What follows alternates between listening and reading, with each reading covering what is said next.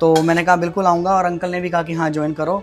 लेकिन उस टाइम मैं अंडर ग्रेजुएशन था, मैं थर्ड ईयर में था, क्योंकि जब मैं वहाँ आइडिया में एज ए डीएससी काम कर रहा था, फर्स्ट ईयर में फेल हो गया था, क्योंकि नया नया मोबाइल आया। तब मैं गली में ऐसे ही चलता था फ़ोन लेके, अंकल ने मुझे मोबाइल दिया था रिचार्ज करने के लिए लोगों का।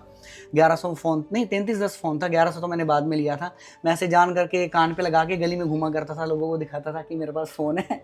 तो बस फिर वहीं से सिलसिला शुरू हुआ। कंपनी में मैंने ज्वाइन किया आइडिया में, और इंटरव्यू देने गया। छोटा सा पतला सा लड़का, छठ पूजा थी मुझे आज भी याद है, और ट्रेन पूरी भरी हुई थी, मुझे नोएडा जाना था। कोई दरवाज़ा नहीं खोल रहा था, एक जाट भाई थे, उन्होंने लात मार के दरवाज़ा खुलवाया और मुझे अंदर भी बिठाया।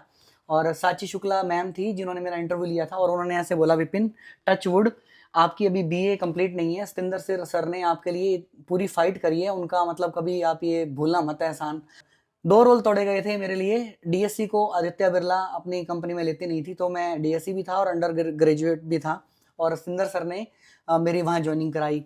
और आप मतलब बिलीव करोगे, उसके बाद मैंने कभी भी, मैंने आइडिया में काम किया, एयरटेल में काम किया। एयरटेल में मुझे ले जाने वाले दीपक मित्तल सर थे। एयरटेल के बाद मैंने लावा में काम किया। लावा के बाद मैं जियो में गया। जियो की भी इंटरेस्टिंग कहानी है। देखो, मैं पहले जितनी भी कंपनी में काम किया ना, आइडिया के बाद मेरा इंटरव्यू नहीं हुआ। वो बॉस जाते गए, उनको पता था कि लड़का ठीक है, काम अच्छा करता है, वो मेरे को ले जाते थे। तो जियो में जब मैं इंटरव्यू देने गया, तो मैंने खुद से कहा कि विपिन एक बार इंटरव्यू तो क्रैक करके देख, तेरे से होगा कि नहीं होगा। तो मैंने as a mobility lead join किया था, और हम 48 लड़के थे वहाँ पे, और 8 सेलेक्ट हुए थे, जिनमें से मैं भी था। फिर जियो करने के बाद मेरे बॉस फिर आईटेल कंपनी में चले गए। उन्होंने मुझे कॉल किया कि आएगा, तो मैं चला गया वहाँ पे। मैंने वहाँ आईटेल में काम किया, आईटेल लॉन्च किया, फिर हमने स्पाइस को रीलॉन्च किया, टेक्नो मोबाइल को लॉन्च किया। 8 साल मैंने वहाँ काम किया। उसके बाद मैंने रियलमी ज्वाइन की, 1 साल काम किया, लेकिन ऑनलाइन की वजह से मोबाइल लाइन में हड़कंप मच गया था। तो मैंने कहा चलो अब सेक्टर चेंज करते हैं। तो मैं बैंकिंग में गया था।